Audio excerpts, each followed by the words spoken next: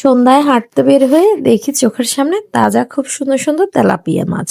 দেখে আর মনকে সামলাতে পারিনি, নিয়ে আসলাম কয়েক কেজি তেলাপিয়া মাছ। আসসালামু আলাইকুম এভরিওয়ান, কেমন আছেন আপনারা? আমার বটিটা একদম ধার কমে গিয়েছে। আজকে খুব ভালো করে ধার উঠিয়ে নিয়েছি, কারণ ধার ছাড়া মাছ কাটতে নিলে হাত কেটে যায়। এদিকে বিল্লির সাথে দুষ্টুমি করতে করতে মাছগুলো কেটে নিচ্ছি খুব সুন্দর করে। একবার ভেবেছি বাজার থেকে কাটিয়ে আনবো, তারপরে আবার কাটিয়ে আনলাম না। বাজার থেকে কাটিয়ে আনলে নিজের মন মতো হয় না। আমার মতো অনেক মেয়েরাই আছে কষ্ট করে মাছ কাটে নিজের মন মতো সাইজের জন্য। এখানে প্রত্যেকটা মাছ আমি খুব ভালো করে কানগুলো ছাড়িয়ে নিয়েছি, খোসাগুলো ছাড়িয়ে নিয়ে মানে আষ্টেগুলো ছাড়িয়ে নিয়ে এখন পাকাতে খুব ভালো করে ডলে নিচ্ছি, মানে কালচে কালচে দাগগুলো খুব ভালো করে ডলে উঠিয়ে নিচ্ছি। তেলাপিয়া মাছের এই উপরের কালো অংশটা উঠিয়ে নিলে আমার কাছে মনে হয় যে আর একটা স্মেল যে আসে সেটা আসে না। তো খুব ভালো করে আষ্টেগুলো উঠিয়ে এখন আমি কুটে নিব, মানে মন মতো পিস পিস করে নিব। একদম রাত হয়ে গিয়েছে, তারপরও নিজের কষ্ট হচ্ছে অনেক বেশি, তারপরও নিজের মন মতো পিস করার জন্য নিজের হাতেই কুটছি। কারণ বাহিরে কুটিয়ে আনলে ওরা তেমন একটা ভালো করে কেটে দেয় না, মানে সাইজগুলো আমার পছন্দ হয় না। ওরা যেটা কাটে ওটা হয় নয় বড় নয় ছোট। যাই হোক, নিজের মন মতো সাইজে কাটতে হলে একটু তো কষ্ট করতেই হবে।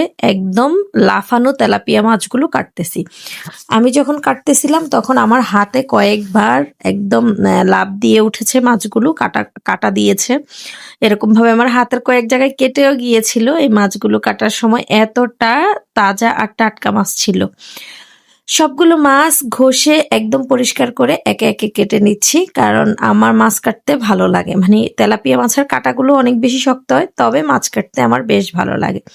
একে একে সবগুলো মাছ কেটে নিয়েছি। এখন খুব ভালো করে বেসিনে আগে ফেলে রক্তগুলো ছাড়িয়ে নিব, পরে আস্তে আস্তে বলে নিয়ে একদম ধুয়ে নিব। এখান থেকে যতটুকু মাছ আমি আজকে রান্না করব ততটুকুই নিব, আর বাকি সব শুধু রক্তটা ঝরিয়ে রেখে দিব। যখন রান্না করব তখন লবণ দিয়ে রান্না করব। এদিকে আদা রসুনের বাটা দেখতে কিছুই নেই, তো আদা রসুনের বাটার জন্য এদিকে আদা রসুন কুচানো হচ্ছে। এদিকে আমি 2টা মাথা নিয়েছি, আর পেটের মাছগুলো মানে তেলাপিয়া মাছের পেটের মাছগুলো আর কানগুলো কেটে নিয়েছি। এখানে বড় বড় করে টমেটো, পেঁয়াজ, বাটা মশলা সবকিছু রেডি করে নিয়েছি, ধনিয়া পাতা। তো কাঁচামরিচ ছিল না, সেটা ভুলেই গিয়েছি। তারপরে এই আর কি হাতে মাখিয়ে নিলাম তরতাজা তেলাপিয়া মাছ। তো এই যে রান্না হয়ে গিয়েছে, এক তরিতে রান্না। দারুণ না? রান্নাটা যদি এমন হতো কতই না ভালো হতো। এদিকে রান্না করতে করতে একটু পেঁপে খেয়ে নিচ্ছি, অনেক বেশি ক্লান্ত হয়ে গিয়েছি তাই একটু পেঁপে খেয়ে নিচ্ছি। পেঁপেটা বড় আপু পাঠিয়েছে, তেমন একটা মিষ্টি ছিল না, তারপরেও খেয়েছি। কারণ পেঁপে আমার খুব পছন্দ, মিষ্টি না থাকলেও আমি খেতে পছন্দ করি, মানে পেঁপে মিষ্টি না হলেও আমি খাই। পেঁপের সবজি, ডাল, মাছ দিয়ে সব রকমের খাবার খাই। অন্য আরেকটা চুলা এদিকে বসিয়ে দিলাম আলু দিয়ে হাঁস, মানে অল্প একটু হাঁসের মাংস ছিল, তো ওখানে বেশ কয়েকটা আলু দিয়ে বাচ্চাদের জন্য রান্না করে নিচ্ছি। হাঁসের মাংস অল্পই ছিল, তো যেন একটু আলু দিলে খেতে পারে ওরা, তো সেভাবে আলু দিয়ে নিয়েছি। খুব ভালো করে কষিয়ে নিচ্ছি আস্তে আস্তে করে। কষানো হয়ে গেলে ছেলেদের জন্য আরো একটা রান্না করব। আসলে গত পরশুদিন ছোট ছেলেটার বার্থডে গিয়েছিল, তেমন একটা কিছু করিনি। শরীর অসুস্থ ছিল, শারীরিক অসুস্থতার কাছে তো সবকিছু হার মানায়। যাই হোক, হাঁসের মাংসটা রান্না করে এদিকে একটু পোলাও রান্না করে নিচ্ছি। ছেলেদের খাবার পোলাও মাত্র 1 পট রান্না করছি, মানে খুব কম খুব কম। যতটুকু 2 ছেলে খাবে ততটুকুই রান্না করে নিচ্ছি। পোলাও দিয়ে হাঁসের মাংস ওরা খাবে, আর বাচ্চার বাবা আমি মাছের তরকারি খাবো, এই আর কি। ওরা যেটা খেতে পছন্দ করে ওদের জন্য এটাই করছি। তো পোলাওটা মোটামুটি রান্না হয়ে গিয়েছে, একদম দেখেন কতটা ঝরঝরে সুন্দর হয়েছে।